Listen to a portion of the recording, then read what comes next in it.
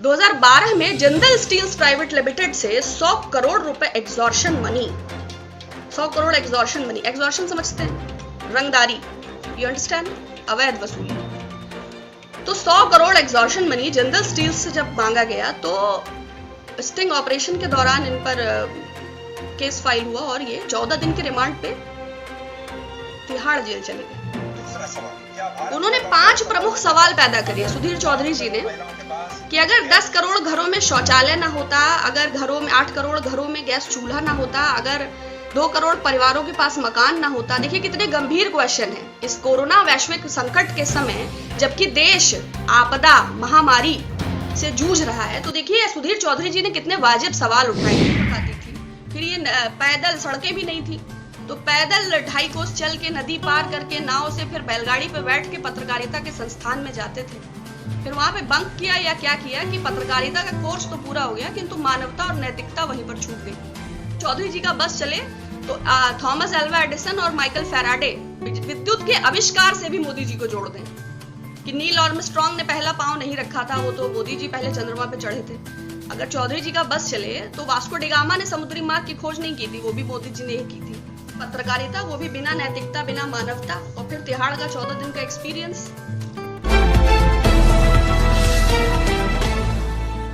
एक link Twitter पर आपको पोस्ट किया था, किसी ने मुझे फॉरवर्ड किया था, मैं टीवी बहुत कम देखती हूँ, तो उसमें सुधीर चौधरी जी का वो वीडियो था, आपने देख लिया होगा। पीयूष गोयल जी ने उसको रीट्वीट किया है, कई लाख लोगों ने देखा है, कई हजार लोगों ने उसको ट्वीट किया है।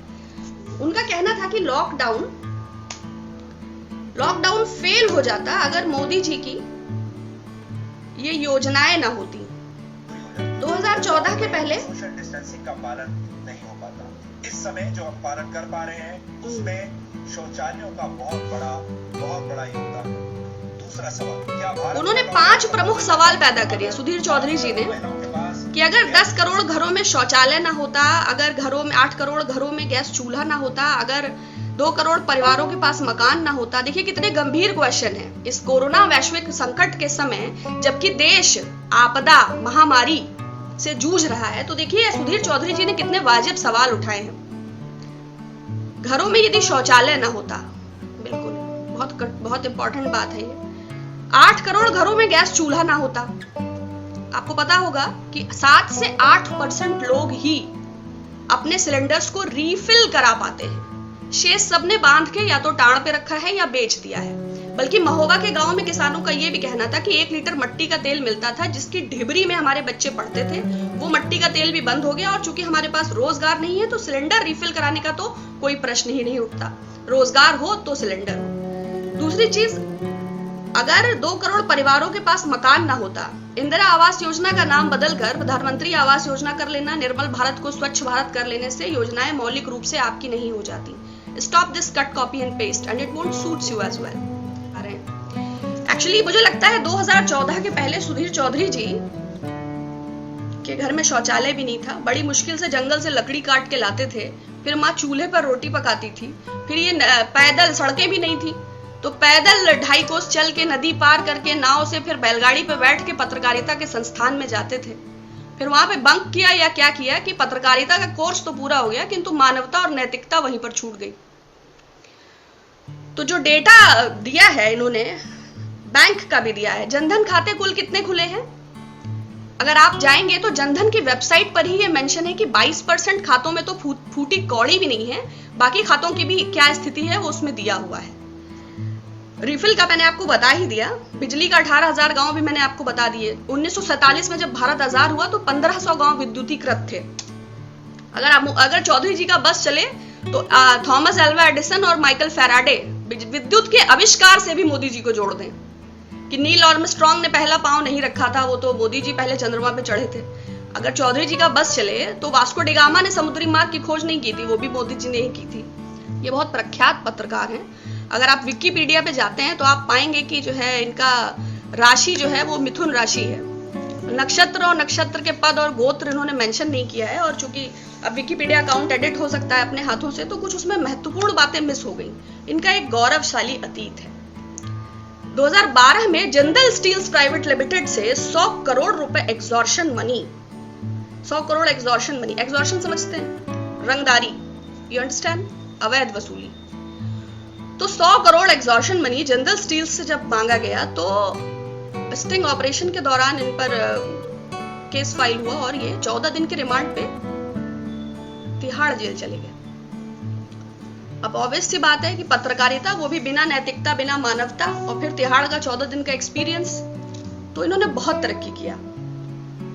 निकले तो थोड़ा मानसिक रूप से असंतुलन होना स्वाभाविक था, वो इनकी पत्रकारिता में भी दिखता रहता है। बगदादी और गद्दाफी और पत्थरबाजी और खलीफा, उससे बाहर निकल नहीं पाते, लेकिन खैर इट हैपेंस।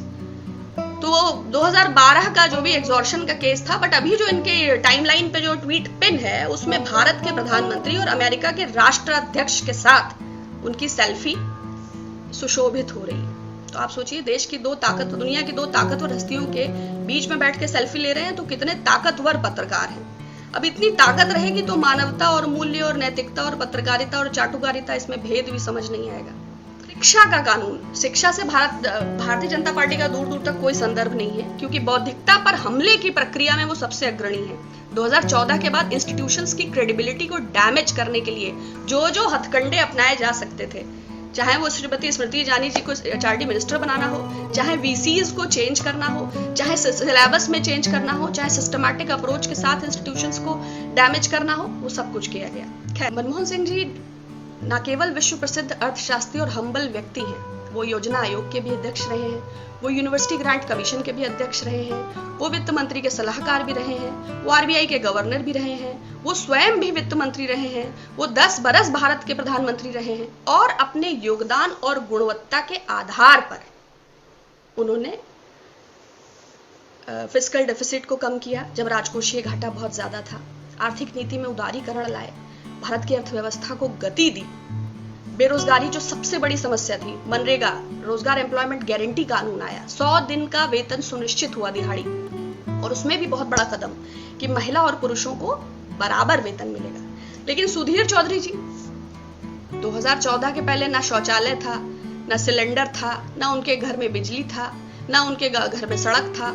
तो वो किस प्रकार, मैंने बताया ना, वो जंगल से लकड़ी काट के लाते थे, फिर माँ भोजन बनाती थी, फिर वो पैदल 6 कोस जाते थे, फिर नाव पे बैठते थे, फिर पत्रकारिता के संस्थान जाते थे, फिर बैलगाड़ी से लौट के आते थे। तो जो है, अब उनको बुनियादी संस्थाओं का ज्ञान ही नहीं है। लेकिन खैर, उनके अनुसार मोदी जी 6 बरस से लॉकडाउन और कोरोना की तैयारी कर रहे थे, और सोशल डिस्टेंसिंग और आइसोलेशन इसलिए बहुत बेहतर फॉलो हो पा रहा है।